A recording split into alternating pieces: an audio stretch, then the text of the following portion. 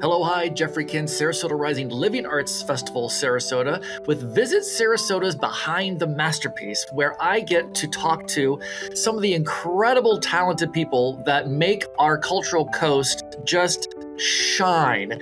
And I'm very excited because I've been able to get to know Linda Moxley over the years. And I love the fact, number one, she is the officially Executive Director at Sarasota Concert Association, correct? Yes, correct. Thank you, I got that right? Oh, Yeah. Okay, good. Well, you know what I love to do? I love to do a little digging on people. And I love your tagline this year for your 25-26 season. Expect the extraordinary. I love that. Did you come up with that tagline? I did actually, because a lot of people will respond to our series, the season at the end, and say that was just absolutely extraordinary. How you're not going to be able to top it, and they said that 2 years ago, and I was really under pressure, and because last year the tagline I used was "Experience the extraordinary." So it evolved from experience to expect. Wow, you're raising expectations. Well, yes. Hopefully, we can continue to fulfill that. I'm sure you can. We're going to talk a lot about the Sarasota Concert Association, but I also, since we are Facebook friends, I saw that you just took a trip to someplace that I think has to be just breathtaking, Switzerland. What took you to Switzerland? I think there was a music program happening, right? I believe, of some kind. Yeah, there's a very famous and longstanding music festival, the Lucerne Music Festival, up in the Swiss Alps. It's about an hour or so from Zurich.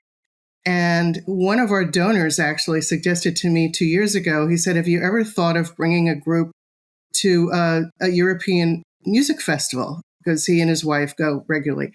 And I said, I haven't, but that sounds really exciting. So we actually partnered with WSMR, the classical radio station, because we had never done this before. The station regularly does annual tours, cultural tours, not necessarily music tours. And I said, well, for us, it has to be music. Looked online at every conceivable international music festival, and that one popped out as being great. And the reason we picked that week was because, and this is kind of astonishing, it's really hard to capture this anywhere in the world, but the Berlin Philharmonic, the Vienna Philharmonic, and Concertgebouw Orchestra from Amsterdam were all playing in that same week. So that made it really easy decision to say, well, that's where we're going to go. And, in addition to that, there was a trip up to one of the Alps. Some of us did some hiking down Mount Rigi, not all the way down, just... Did you yodel just a little bit? I wish I could, but we had no yodelers actually in our group. I'm sure you know how to do that. There you go. All right, good. I'll need to practice. And so it was just a wonderful first week of September, just a wonderful first time we ever did it. And, we're already looking at, let's try to do it again somewhere else. So we're looking at that right now. Those kind of trips, dude, they become magical, and the people that you go with end up becoming, you bond with those folks because it's just such a fascinating, kind of experience. And it's one of a kind. I love to travel. I wish I could travel more. So I did live vicariously through your trip. Well, thank you. And most people didn't know each other before the trip. So you're right. It was a really great bonding experience, really over the love of classical music. Which made it extra special when people wanted to get to know each other. They didn't all live in Sarasota, oddly enough, but yeah, it was really terrific. Thanks. That's amazing. Well, your background, I mean, when I always, do my cheat sheet thing, and I look at your bio and all that stuff on Facebook. I mean, if your bio is just full of, if it's not symphonies, choral groups, or orchestras, you haven't done it. I mean, you are like music extraordinaire. How did music become such an important part of your life? Because obviously it's what you love, or if you don't love it, then you're in trouble. Yeah, well, that's for sure. It kind of evolved a little bit. My dad was a trumpet player in a sort of big band group in Brooklyn, New York. So I would accompany him because I studied piano. Before that, for a little while, I played accordion. because we had some accordions in the house. But I quickly transferred to piano, and I could accompany him, which was kind of fun. And took piano lessons. Never really thought seriously about it. And then when it came time to decide what I really want to do, oddly enough, these were three very completely distinct choices. Was my father wanted me to be a lawyer, which I didn't really think I wanted to do. So I didn't go too far on that road. I was seriously looking at becoming a veterinarian or something in music and getting a music education degree, which is kind of what I did. Went to college for music education, did some practice teaching, student teaching in a school in Buffalo, outside of Buffalo, New York, and just decided I didn't really think classroom teaching was for me. So I went straight to graduate school and got a master's in arts management. So from there, kind of the trajectory went straight to orchestras. So it was interning with the St. Louis Symphony. My first job actually was with a Virginia Philharmonic in Norfolk, Virginia, San Francisco Symphony, Atlanta Symphony. By then I was head of, VP of marketing and communications. And then the Baltimore Symphony, where I was kind of the longest time, left to start my own consulting business for a couple of years. I was executive director for Baltimore Choral Arts Society, which I really enjoyed. And then I got kind of lured back to the Baltimore Symphony. Then the pandemic hit. And I'd been looking at Sarasota for a really long time. I have to say, I vacationed here. I was house sitting for friends here. I just kept meeting with the heads of the various arts organizations, just kind of seeing if this was going to be where I wanted to come. And then this position came open. I'm actually the first I'm the first executive director they've ever had. For 75 years, it was run by volunteer board members. And when the pandemic hit and they were, feeling it's really time to get a full-time executive director. So the stars kind of lined up for me to come. I moved here in 2020, actually 5 years ago this week.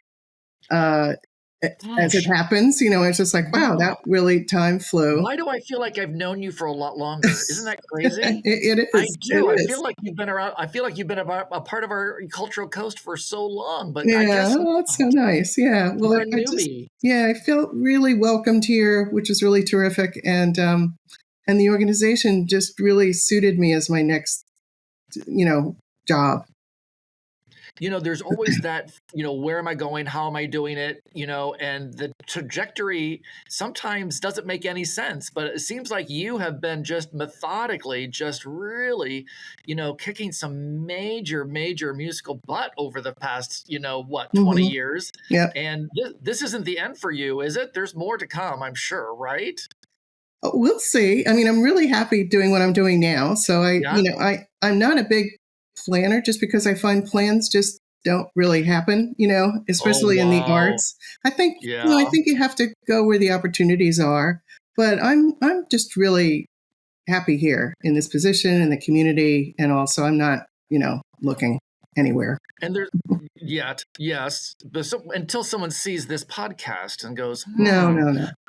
So the Sarasota Concert Association has been around for how long? It started in 1938. This is the 81st season, and kind of an interesting history. It was started by the Sarasota Women's Club. They put on the first concerts in collaboration with Columbia Artists Management, which was it's a management firm for artists, and they wanted to expose some of their young singers and instrumentalists. So they partnered and they brought the artists to Sarasota. The performance was in it was called the Women's Club Auditorium, which currently is the site of Florida Studio Theater. Did you know that? Yeah, right. Okay, yeah. You knew that. And then, so in 1947, they presented the first orchestra, because before then it was ensembles and pianists and singers. Interestingly enough, the first orchestra was the Baltimore Symphony, which was where I worked for, 13 years. Wow. And we presented an orchestra, at least one. Now we're up to 2 or 3 every single year. They performed at the Exhibition Hall, which is, of course, the Municipal Auditorium. It was called the Exhibition Hall then. And then when Van Wezel Performing Arts Hall opened in 1970, they moved to Van Wezel, which is where we present our big orchestra concerts. And then they had this thing called Lunchtime Music Halls, which were free concerts that showcased regional artists, terrific classical artists. That's now called the Music Matinees, which has been that for a while. And our 75th anniversary was in 2020. So that happened shortly before I arrived. Yeah. And the city of Sarasota issued a proclamation declaring the SCA the oldest organization regularly presenting classical music in Sarasota. So we've had a very long history. That is incredible, and how great to be able to kind of come in and be appreciated, because I'm sure those board members were tired. This is being an executive director. People think, oh my gosh, you guys have so much fun. It's a lot of paperwork. It's it's a lot of work, and then not even talking about how you discover talent, how you program, how do you fill a season, where do you get your where do you get your inspiration from for a season? Do you are you already thinking about next year and then the next year? Or you already said that you don't like to plan a lot, but that's in my personal life. I don't plan a lot. Okay, that's different. I can't do my professional life anywhere like that. I'd be gone. I'd be gone already. No, 2027 is pretty much set. Actually, not ready to announce yet, but we're pretty much set with that and already looking at 2028. Because we don't have our own orchestra or musicians, so everything, we bring in.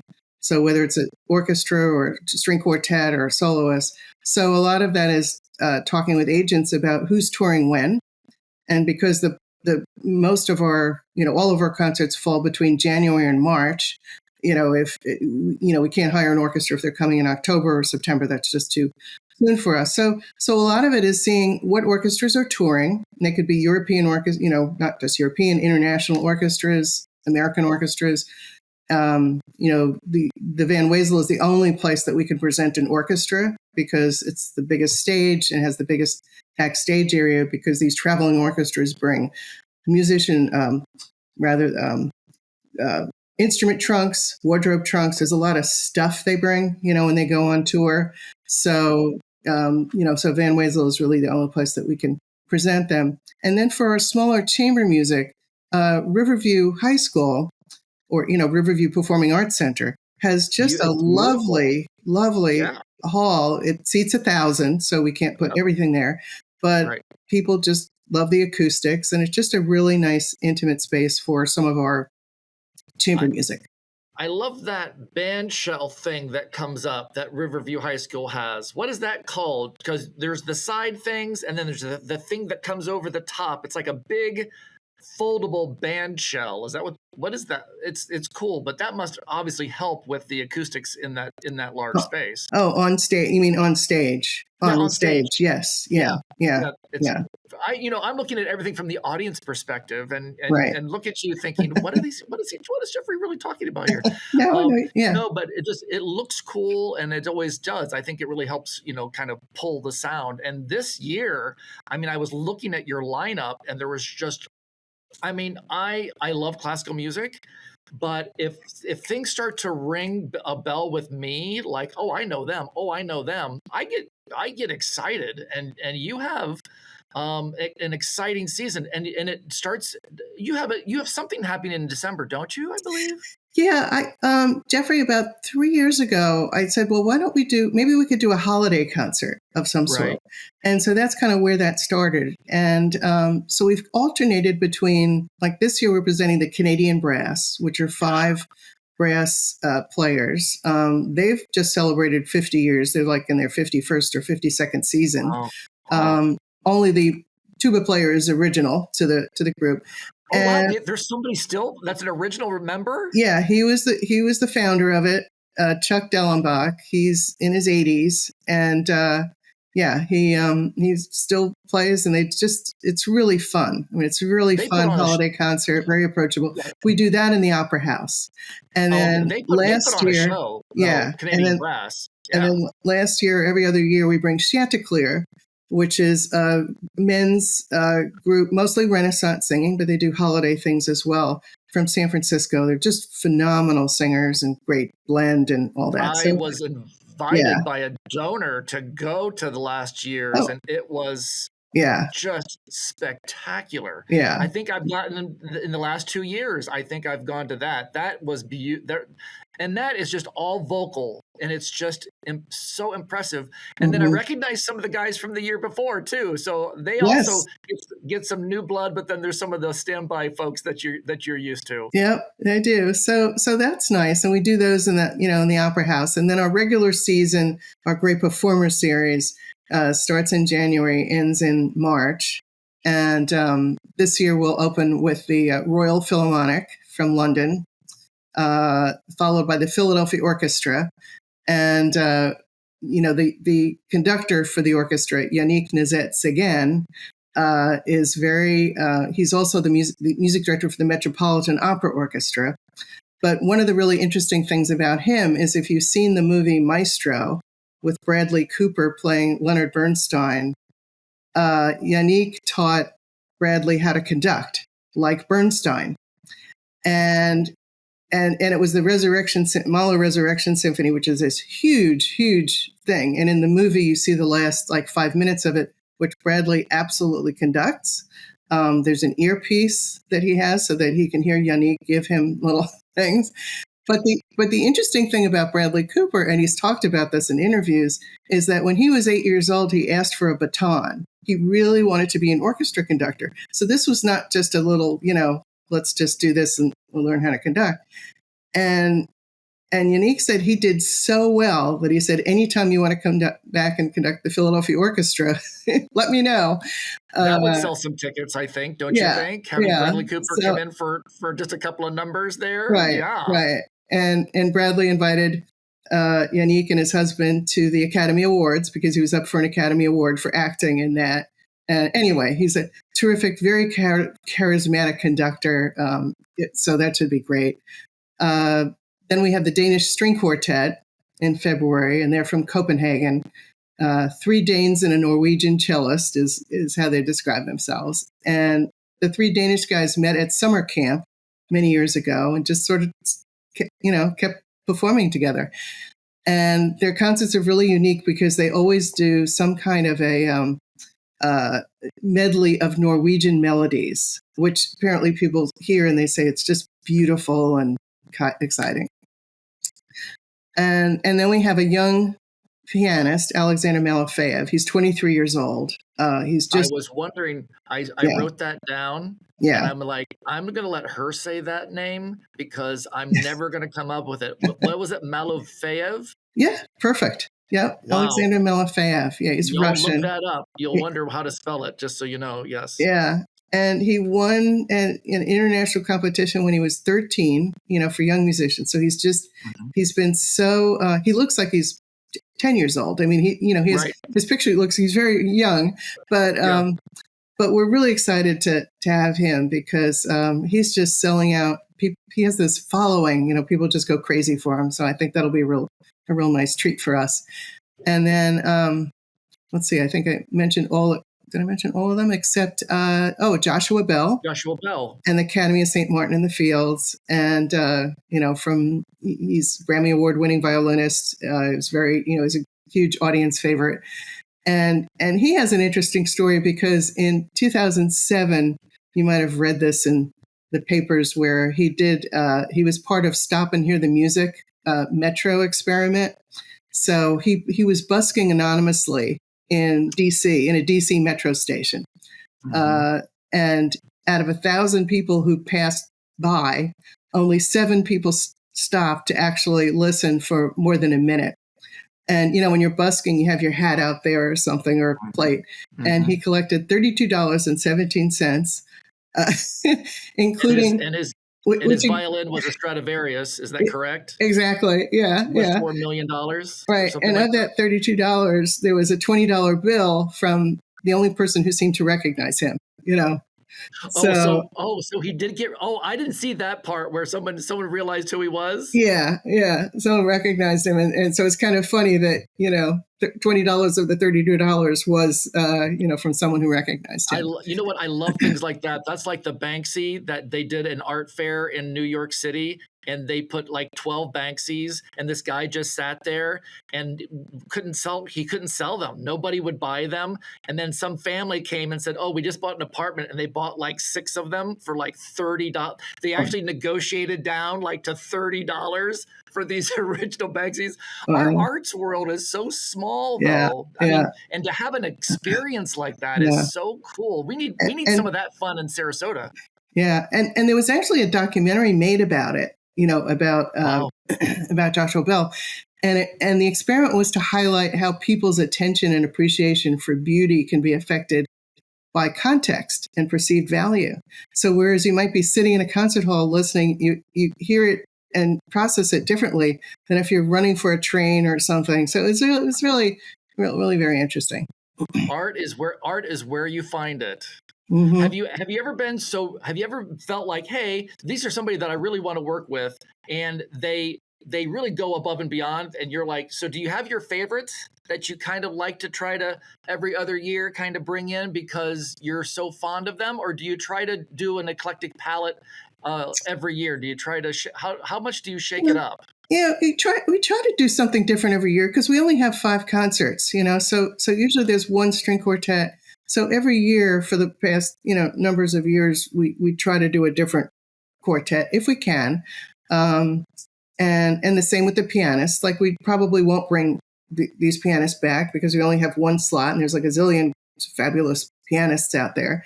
And with orchestras, it's partially who's touring, what we can get, and if we can get the week at Van Wezel. But also, audience favorites, plays into it as well. People love the Cleveland Orchestra. People love the Chicago Symphony. People love, some of the overseas orchestras. So yeah, some of that comes into it, and just trying to, create a perfect 5 concerts, each season. You know what?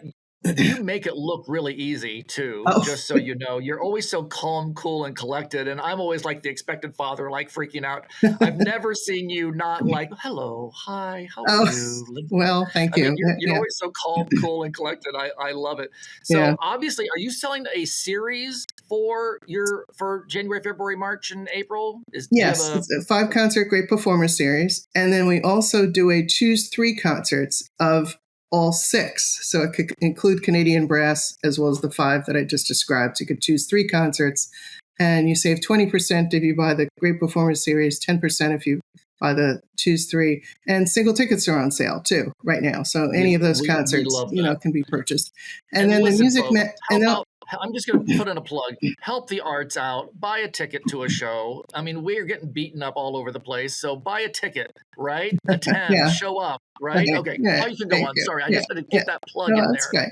And we've had our tickets have actually increased, and the number of subscribers had really increased year over year. So we're really fortunate that the support and the recognition of who we are has really grown over the years. So it's really gratifying. And so we work really hard to make sure that the experience you have just kind of takes you away to another place. Just expect the extraordinary. Right. And then I'll also mention our music matinees really quick because there are 4 of those. One in January, February, March, and April. They're always completely full. We've had to change locations 3 times because the capacity is never enough. So we're moving to St. Andrew Church on Beneva or off Beneva in Gulfgate. And those are free concerts, 2:00. You can reserve 30 days in advance, on our website.